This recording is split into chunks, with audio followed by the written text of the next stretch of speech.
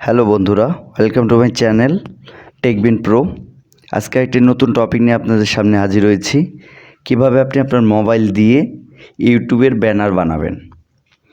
তো YouTube banner বানানোর জন্য আমি আমার ফোন থেকে প্লে স্টোর থেকে আপনি জাস্ট পিক্সেল ল্যাব অ্যাপসটি ডাউনলোড করবেন।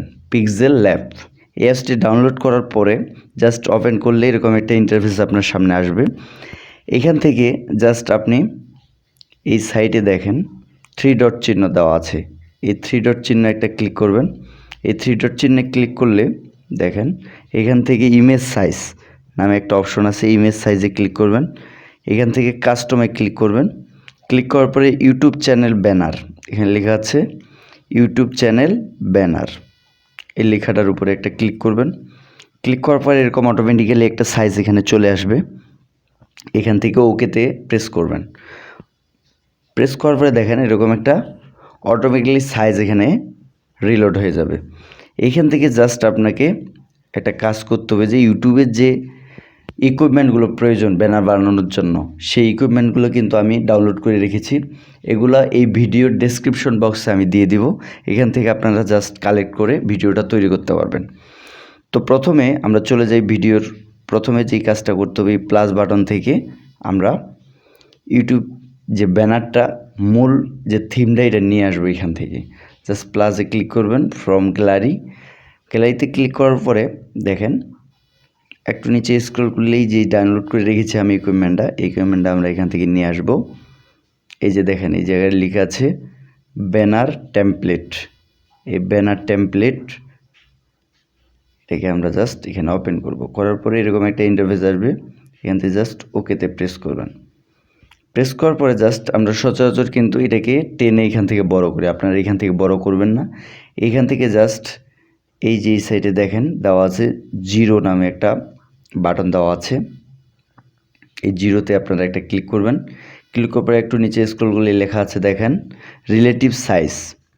এই যে লেখা আছে রিলেটিভ সাইজ। এই রিলেটিভ সাইজে একটা ক্লিক করবেন।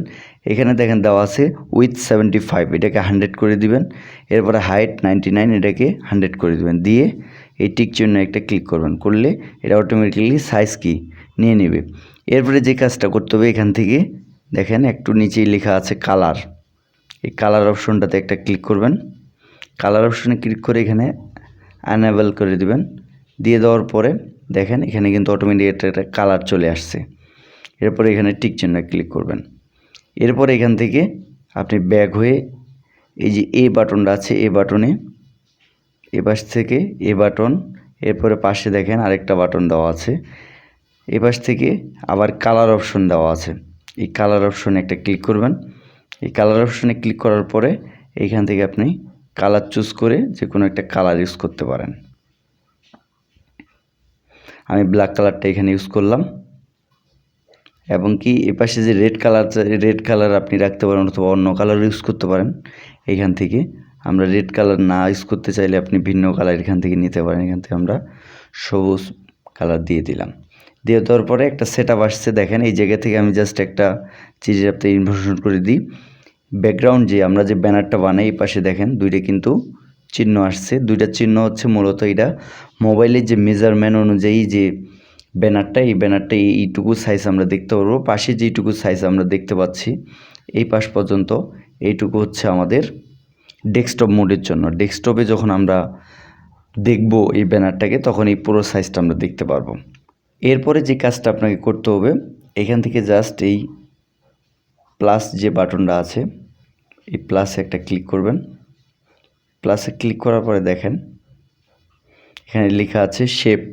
এই শেপে একটা ক্লিক করবেন। শেপে ক্লিক করার পরে শেপটাকে জাস্ট আমরা একটু বড় করে নেব। আমরা এখান থেকে একটা কালার চুজ করছি।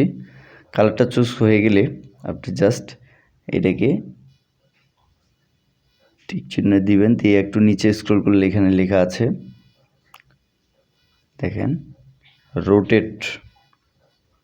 এই রোটেট অপশনে ক্লিক করার পরে জাস্ট এটাকে এখান থেকে একটা 45 ডিগ্রি অ্যাঙ্গেলে এটাকে আমরা রোটেট করে নেব। এই 45 ডিগ্রি অ্যাঙ্গেলে রোটেট করার পরে এটাকে জাস্ট এই সাইড থেকে এইভাবে স্ক্রল করলেই এটা কিন্তু এরকম বড় হয়ে আসবে। এটাকে এখান দিয়ে রোটেট করার পর এটাকে টেনে এইভাবে বড় করে দিবেন, বড় করে দিবেন।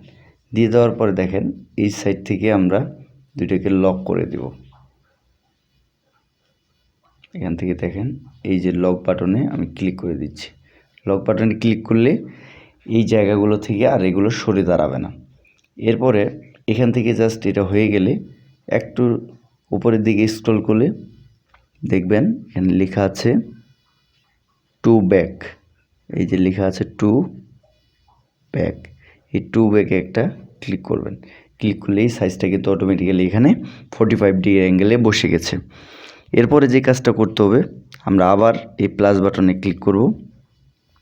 এই প্লাস বাটনে ক্লিক করে আবার আরেকটা শেপে ক্লিক করব, শেপ নেব আরেকটা। আমরা এটাকে একটু বড় করবেন, করার পরে জাস্ট এটাকে একটা কালার দেব আমরা। এটা কি ব্লু কালার দিয়ে দিচ্ছি আমি। ব্লু কালার দিয়ে দেওয়ার পরে জাস্ট এটাকে সেমভাবে এটাকে 45 ডিগ্রি অ্যাঙ্গেলে আমরা নিয়ে যাব। ওকে প্রেস করার পরে একটু নিচে স্ক্রল করে এটাকে এই যে রোটেট অপশনে ক্লিক করে এটাকে 45 ডিগ্রি অ্যাঙ্গেলেই ট্রান্সফার করে নেব। এই 45 ডিগ্রি অ্যাঙ্গেলে ট্রান্সফার করে নেওয়ার পরে দেখেন এই সাইড থেকে এটাকে সমান করেভাবে বসিয়ে এটাকে সমানভাবে এটা বসায় নেবেন, নিয়ে জাস্ট এটাকে বড় করে নেবেন একটু, এটাকে ম্যাচিং করে দিবেন। ম্যাচিং করে দেওয়ার পরে জাস্ট ওকেতে ক্লিক করবেন, করার পরে সেমভাবে আবার এই জিরো যে বাটন আছে বাটনের উপরের দিকে দেখবেন এখানে লেখা আছে টু ব্যাক। এই টু ব্যাকে একটা ক্লিক করবেন, করলে কিন্তু এটা অটোমেটিক্যালি ম্যাচিং হয়ে যাবে। এবং কি আপনি আবার সেমভাবে এটাকে এই জায়গা থেকে লক করে দিবেন।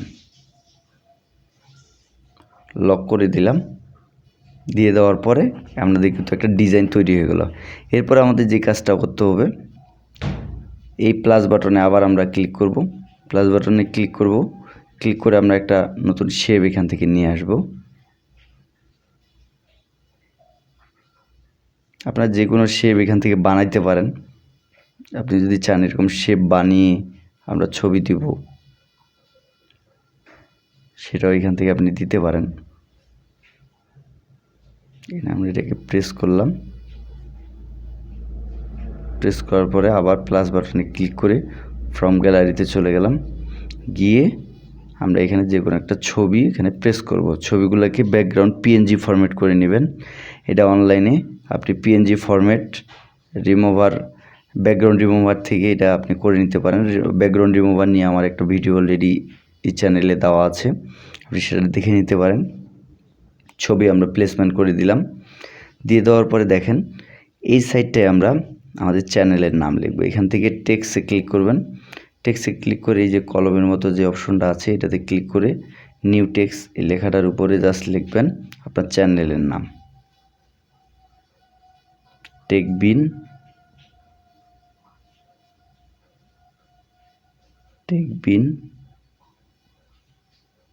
প্রো।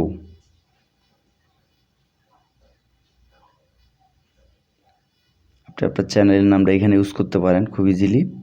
এটাকে জাস্ট এই জায়গায় স্ক্রল করে নিয়ে আসবেন।